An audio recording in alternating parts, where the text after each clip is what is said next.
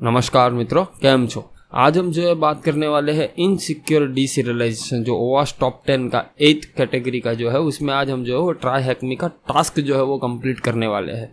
तो जैसे ही मैंने इनसिक्योर डीसीरियलाइजेशन का जो ओवास वाली सीरीज़ थी उसमें मैंने आपको एक्सप्लेन किया था कि ये जो इनसिक्योर डीसीरियलाइजेशन अटैक जो होता है या फिर ये जो वर्नेबिलिटी होती है वो क्या होती है, कैसे होती है, उसमें क्या क्या प्रॉब्लम्स होते हैं, उसको हम सॉल्व कैसे कर पाते हैं, उन सब चीज़ के बारे में मैंने आपको ऑलरेडी हमारे उस वीडियो में मैंने बता दी। अगर आपने वो वीडियो नहीं देखी तो आप उस आई आइकन को क्लिक करके देख सकते हैं कॉर्नर के ऊपर, या तो फिर आप जो है वो ओवास की जो प्लेलिस्ट है वहाँ पे जाके आप जो है वो देख सकते हैं। तो चलिए हम देखते हैं कि ये जो ट्राई हैकमी का जो ये ओवास टॉप 10 का ये जो इनसिक्योर डीसीरियलाइजेशन का जो टास्क है इसमें हमें क्या सीखने मिलता है।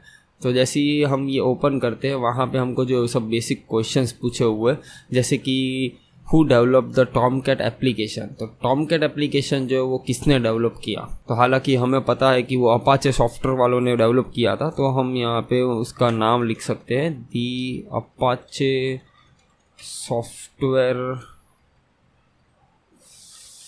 फाउंडेशन। सेकंड है कि what type of attack that crashes services can be perform, मतलब इनसिक्योर डीसीरियलाइजेशन से अब ऐसा कौन सा अटैक परफॉर्म कर सकते हैं जिससे जो है वो सर्विस क्रैश हो सकती है। तो सीधी बात है, डिनायल ऑफ सर्विस की मदद से हम जो है वो कोई भी सर्विस को क्रैश कर सकते हैं। तो इनसिक्योर डीसीरियलाइजेशन के थ्रू हम जो है वो डिनायल ऑफ सर्विस भी कर सकते हैं। हम आ जाते हैं सेकेंड हमारे ये जो टास्क है उसके अंदर हमें बताया हुआ है, यहाँ पे हम जो वो थोड़ा इन्फॉर्मेशन पढ़ सकते हैं कि इसके क्वेश्चंस कौन से हिसाब से है। नेक्स्ट क्वेश्चन, तो यहाँ पे हमें बताया है कि लैंप जो होता है वो एक ऑब्जेक्ट है, उसके अंदर जो बल्ब जाते हैं वो उसका टाइप से, मतलब वो उसका स्टेट हो गया, और हम जो उसे ऑन ऑफ करते हैं वो उसका बिहेवियर हो गया है। ठीक है, ये तो सिंपल एक्सप्लेनेशन।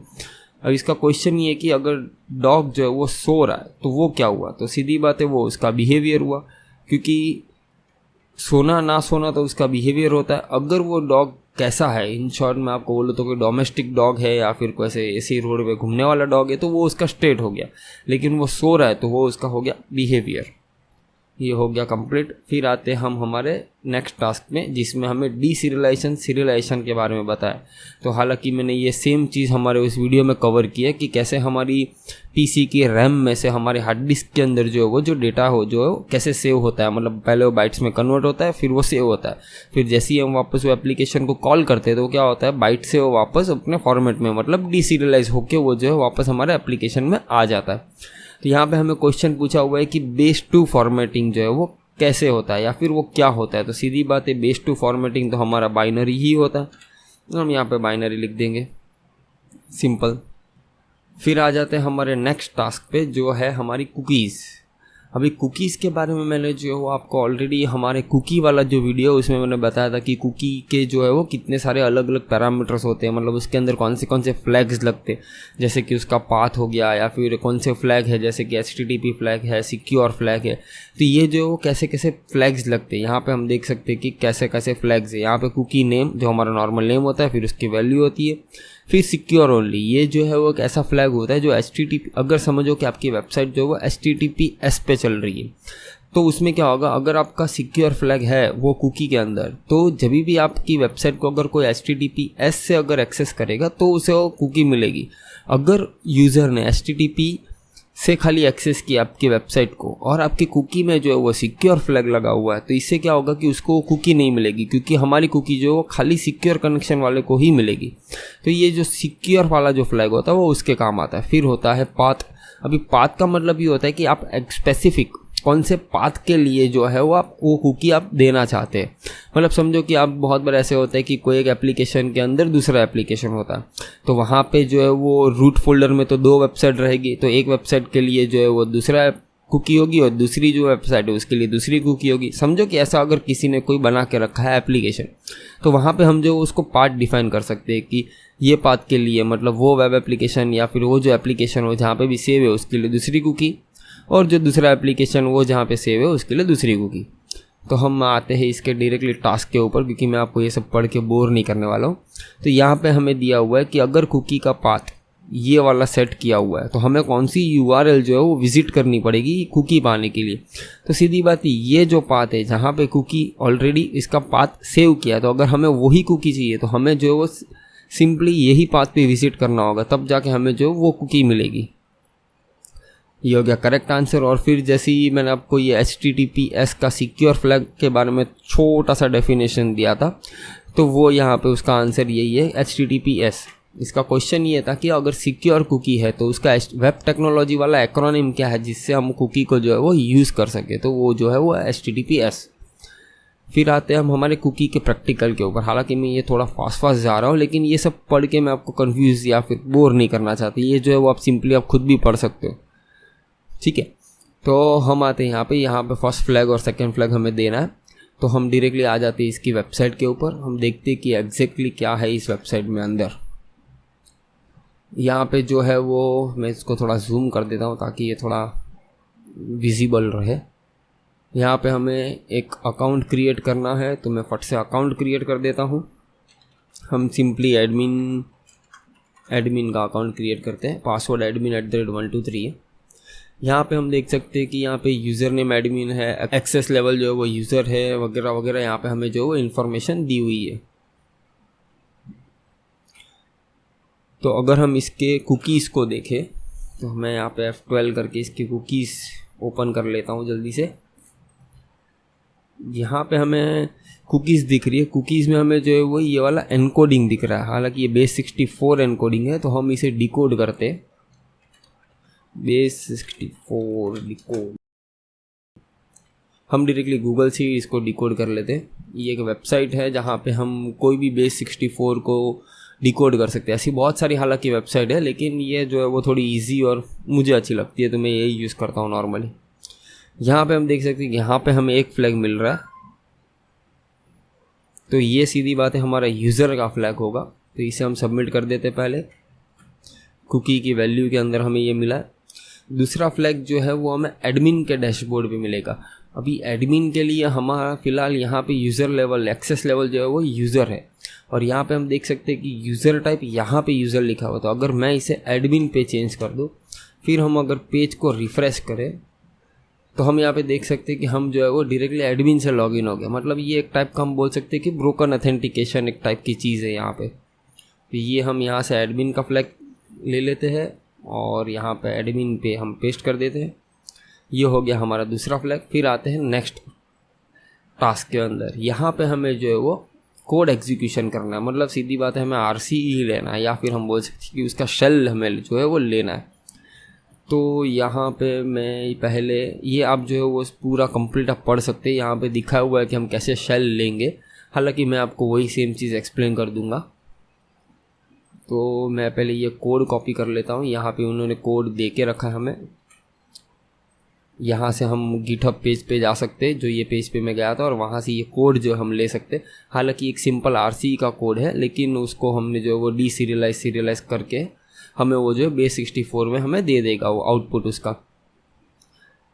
तो हम आ जाते डायरेक्टली यहाँ पे, और हमें जो है वो फ्लैग का जो है वो आउटपुट देना है।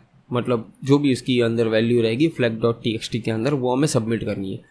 हम आ जाते हैं वापस इस एप्लीकेशन के अंदर जहाँ पे हमें जो है वो कोड एग्जीक्यूशन करना है। तो हम यहाँ पे वापस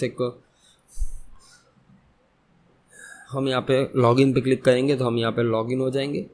फिर हमें जो यहाँ पे देखना है कि यहाँ पे ऐसी कौन सी कुकी की वैल्यू जा रही है जहाँ पे हम जो है वो हमारा खुद का सीरियलाइज ऑब्जेक्ट पास कर सके, ताकि जब वो ऑब्जेक्ट जो है वो वहाँ पे जाएगा, मतलब उस हार्ड डिस्क में सेव होगा, और फिर वहाँ से जब वो वापस कॉल होगा वो टाइम पे वो जो वो डीसीरियलाइज हो जाएगा, और फिर हमारा जो भी कोड रहेगा वो कोड जो है वो एग्जीक्यूट हो जाएगा।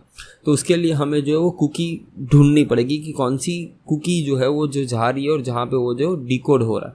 हम जैसे यहाँ पे फीडबैक पे क्लिक करेंगे तो यहाँ पे एक कुकी आ जाती है जिसको नाम है एनकोडेड पेलोड, और यहाँ पे हमें जो है वो हमारा खुद का पेलोड डालना है, जो पेलोड के अंदर हमने जो है वो शेल बना के रखा है।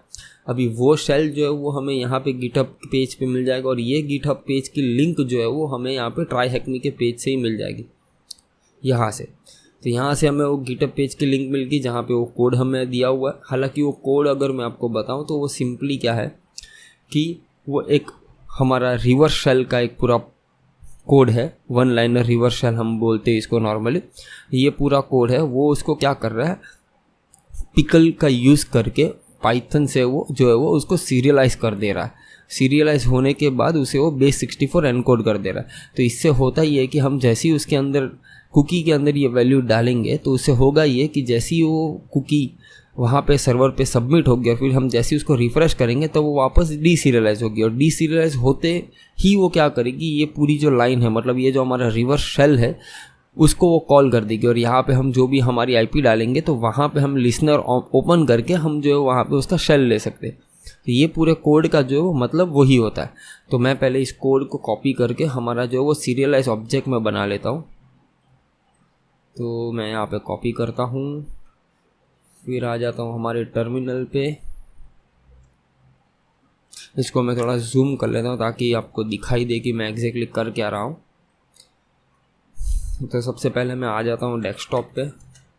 वहाँ पे हम एक फ़ाइल बनाते हैं जिसका नाम होगा a.py। उसके अंदर मैं ये कोड पेस्ट कर दूँगा और हम यहाँ पे हमारी आईपी चेंज कर देंगे 10.8.72.153। हम इसे जो सेव कर देंगे और फिर हम जो है वो इसे रन करेंगे a.py। तो ये हमें जो है यहाँ पे हमें हमारा आउटपुट जो मिल गया। तो इसे हम कॉपी कर लेंगे और फिर हमें जो वो सिंपली करना ये है कि ये जो वैल्यू है वो वैल्यू के अंदर हमें इसे पेस्ट कर देना। लेकिन एंटर करने से पहले हमें जो है वो हमारा एक रिवर्स शेल ओपन करना पड़ेगा, ताकि उससे होगा ये कि जब ये हमें वापस रिवर्स कनेक्शन भेजेगा तो हम जो है वो उसे कैच कर सके।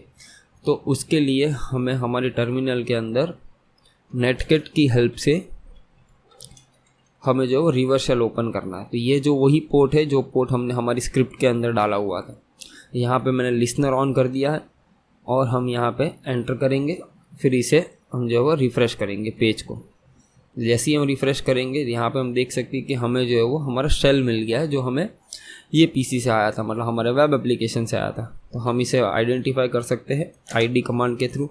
हम देख सकते हैं कि ये cmnetic मतलब ये जो एप्लीकेशन था उसका हमें शेल मिला हुआ है। यहाँ पे हमें जो flag.txt ढूंढना है, तो पहले हम देख लेते हैं कि हम एग्जैक्टली है कहाँ पे। तो हम है होम सिमेंटिक और ऐप के अंदर। तो हम एक जो है वो डायरेक्टरी पीछे चले जाते हैं, फिर इसके अंदर देखते हैं कि क्या है। यहाँ पे हम देख सकते हैं कि हमें यहाँ पे flag.txt मिल रहा है, तो हम सिंपली इसे कट कर सकते हैं flag.txt। यहाँ पे हमें जो फ्लैग का कंटेंट मिल गया, हम इसे कॉपी करेंगे और फिर एज़ यूजुअल हम यहाँ पे पेस्ट कर देंगे और उससे हमारा जो है ये टास्क जो है वो कंप्लीट हो जाएगा। तो ये कंप्लीट हो गया। मैं उम्मीद करता हूँ कि ये जो डीसीरियलाइजेशन का टास्क था ट्राईहैकमी के अंदर OWASP टॉप 10 के रूम का, वो आपको समझ में आया होगा। अगर आपका कोई भी सवाल या फिर कोई भी सुझाव है तो आप एज़ यूजुअल मुझे नीचे कमेंट में बता ही सकते हैं। और अगर आपने अभी तक इस चैनल को सब्सक्राइब नहीं किया तो फट से सब्सक्राइब कर दीजिए, क्योंकि मैं ऐसे ही टेक्नोलॉजी को एक्सप्लेन करते रहता हूँ। फिलहाल के लिए इतना ही। आओ जो।